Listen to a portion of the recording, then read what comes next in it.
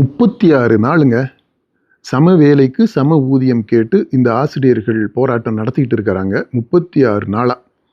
இந்த 36 நாள் நடத்திட்டு இருக்கிறீங்களே, அப்போ பிள்ளைங்க படிப்பு என்ன ஆகுறதுங்க அப்படின்னு கேட்டால், இல்லை அதெல்லாம் அங்கே சீனியர் டீச்சர்ஸ் இருக்காங்க, அவங்க ஸ்கூல் நடத்திட்டு தான் இருக்கிறாங்க அப்படின்றாங்க. நம்ம கேள்வி இதுதாங்க, அதாவது 36 நாள் நீங்கள் இல்லாமலே பள்ளிக்கூடத்தை நடத்த முடியுது, உங்கள் வேலையை செய்கிறதுக்கு மற்ற ஆசிரியர்கள் இருக்கிறாங்க அப்படின்னா இதனுடைய இம்ப்ளிகேஷன்ஸ் என்னங்க?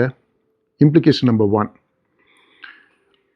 நீங்கள் இல்லாமலே 36 நாள் நடத்தியாச்சு அப்படின்னா இன்னும் ஒரு வருஷம் நடத்துறது ஒன்றும் பெரிய விஷயமா இருக்காது.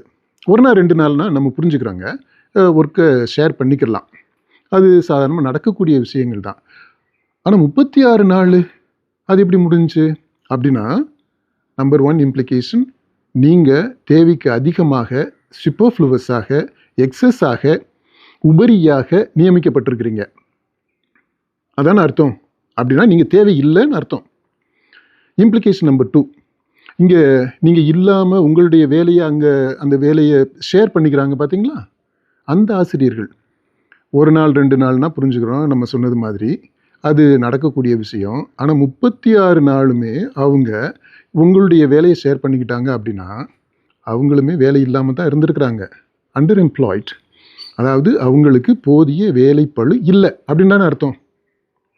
இல்லைங்க, இது ரெண்டுமே தப்பு, நான் தப்பாக சொல்கிறேன் ஆசிரியர்கள் மேலே அப்படின்னு வச்சுங்க. அப்போ 3வது இம்ப்ளிகேஷன் அது என்னவாக இருக்கும்? ஸ்கூலை திறந்து வச்சுருக்குறோம், பாடம் நடத்தணும்னு அவசியம் இல்லையே. அதுதாங்க, இது என்ன ஓ வீட்டு பிள்ளையா ஏ வீட்டு பிள்ளையா எவன் வீட்டு பிள்ளையோ கேட்குறதுக்கு நாதி இல்லை பார்த்தீங்களா. அதுதான் 3வது இம்ப்ளிகேஷன். இந்த லட்சணத்தில் நிறைய பணியிடங்கள் நிரப்பப்படாமல் காலியாக இருக்கு அப்படின்ற அந்த கோஷம் வேற. நிரப்பப்படாமல் காலியாக இருக்கிறது இந்த வேலை பணியிடங்கள் மட்டும் இல்லைங்க, அங்கே வகுப்பறைகளே ஸ்டூடெண்ட்ஸ் இல்லாமல் காலியாக தான் கிடக்கு.